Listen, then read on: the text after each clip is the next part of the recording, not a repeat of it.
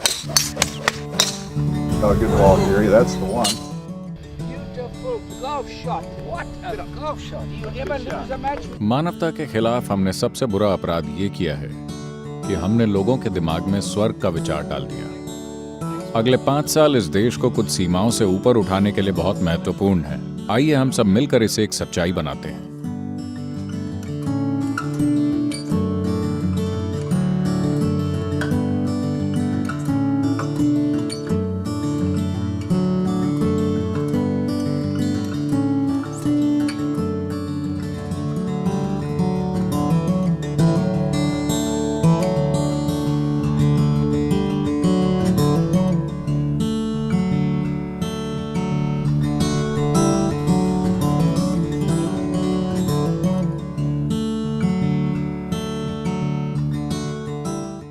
मतलब मैं 83 का हूँ। मुझे महसूस नहीं होता कि मैं बूढ़ा हूँ। मेरा मतलब मेरे पास बहुत ऊर्जा है, मेहनत करना, जिम जाना, खूब घूमना। मरना ठीक है, मगर बूढ़ा होना जरूरी नहीं है। मगर क्या आप मरने से डरते हैं? क्या आप मरने से डरते हैं? बिल्कुल नहीं। क्यों? बिल्कुल भी नहीं। मैंने एक पूर्ण जीवन जिया है। मैं हर दिन को ऐसे जीता हूँ मानो यही आखिरी दिन है, तो मुझे कोई परेशानी नहीं। क्या आप अच्छी नींद सोते हैं? ओह हाँ, देखिए 25 साल तक मैंने सिर्फ 2.5 से 3 घंटे नींद से काम चलाया है। हे भगवान। रात में? हाँ, रात में? इन दिनों मैं आलसी हो रहा हूँ। मैं औसतन 4.5 घंटे सोता हूँ। 4.5 hours. वाह। आप जानते हैं मेरी पत्नी और मैं 9 घंटे सोते हैं। इसका मतलब है कि आप आधे जीवन सोते रहेंगे। अगर मैं 2.5 घंटे सोया होता तो मैं अभी ऐसे बैठा होता। नहीं है, शरीर को नींद की नहीं, उसे आराम की जरूरत होती है। अगर आप जानते हैं कि खुद को आराम में कैसे रखना है तो नींद की मात्रा कम हो जाएगी। ये एक अच्छा पॉइंट है। जब हम कोई काम करते हैं तो उसमें सफल होना चाहते हैं, कोई संदेह नहीं। पर आज सभी कामयाब लोगों को देखिए, वो संदेश फैला रहे हैं सफलता दुख है, सफलता कष्ट है। अगर आप ये संदेश फैलाएंगे तो अगली पीढ़ी सफलता नहीं चाहेगी। शायद उनके मन में ये शब्द ना हो, मगर वो सफलता नहीं चाहेंगे क्योंकि वो आपकी सफलता देख रहे हैं और वो आपकी तरह नहीं होना चाहते। उन्हें लगता है कि वो गांजा पीकर बेहतर है, और वो हैं। ये सच है। तो आपके सफल होने के लिए सबसे महत्वपूर्ण चीज है शरीर की सुखदता, मन की सुखदता, भावनाओं की सुखदता और आपकी जीवन ऊर्जा की सुखदता। हम अपने जीवन को बहुत हास्यास्पद रूप से जटिल बना लेते हैं। यही दुनिया की रीत है। बहुत ज्यादा जैसा कुछ नहीं होता। Human being is geared to do a lot. इंसान बहुत कुछ कर सकता है। ज्यादातर इंसानों की समस्या ये है कि उनका मन ही उनके खिलाफ है। जब आपकी समझदारी आपके खिलाफ हो जाए तो आप खत्म। देखिए, आप इसे तनाव कह सकते हैं, चिंता कह सकते हैं, आप इसे दुख, पागलपन, जो चाहे कह सकते हैं। मुख्य रूप से ये आपकी समझदारी का आपके खिलाफ होना है ना? I love that. क्या कोई और वजह है?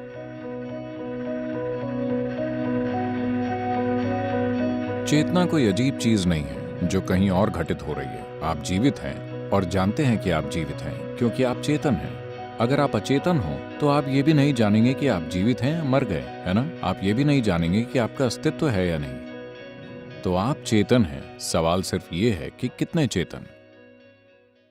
So right now, तो चलिए अभी हम चेतनता को रोशनी के रूप में देखते हैं। मान लेते हैं इस हॉल में सिर्फ एक लाइट है और उसकी रोशनी कम करते हैं तो वो सिर्फ ये 2 लोग दिखाएगी, बाकी मुझे नहीं दिख रहे। मैं क्या सोचूंगा? मैं सोचूंगा कि इस हॉल में सिर्फ ये 2 लोग हैं। आपने रोशनी बढ़ा दी, अचानक मुझे 4 लोग दिखते हैं। अरे, अचानक हॉल में 4 लोग हो गए। आप उसे और बढ़ा दें, अरे यहाँ 10 लोग हैं। उसकी रोशनी पूरी बढ़ा दी।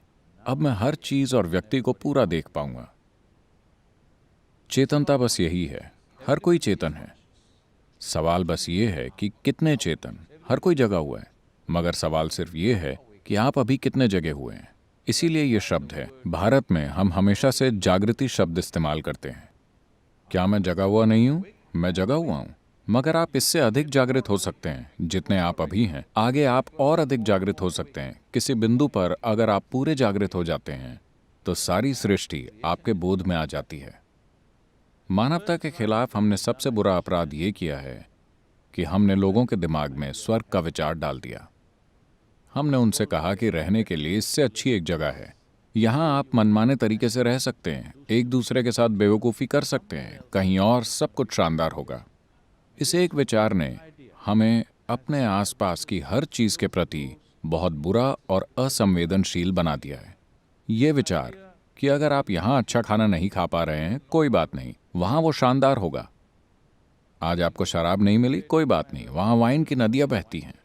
जो भी छोटे छोटे सुख आप चाहते हैं, चिंता मत कीजिए, वहाँ दर्जनों कन्याएं आपका इंतजार कर रही हैं। जो भी बकवास मैं कह रहा हूँ, बस ये विचार कि यही जगह है जहाँ सबसे ऊंचे स्तर पर जीने के लिए आपको सब बेहतरीन करना होगा। रहने के लिए इससे ऊंची कोई जगह नहीं है। ये सबके अंदर समा जाना चाहिए। अगर हम बहुत अच्छे तरीके से जीना चाहते हैं तो यही वो जगह है ना? मैं आपसे पूछता हूँ, क्या आपके पास कोई सबूत है कि आप पहले से स्वर्ग में नहीं हैं और उसे खराब नहीं कर रहे?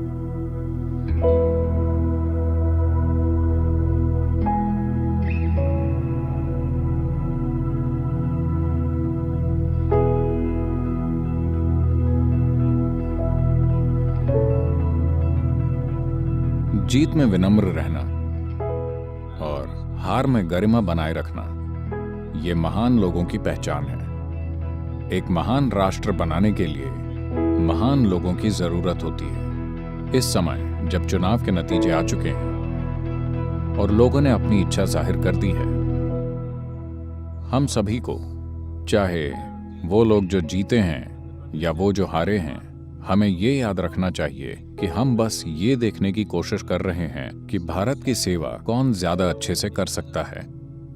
इसका संबंध देश की और देश के लोगों की सेवा करने से है।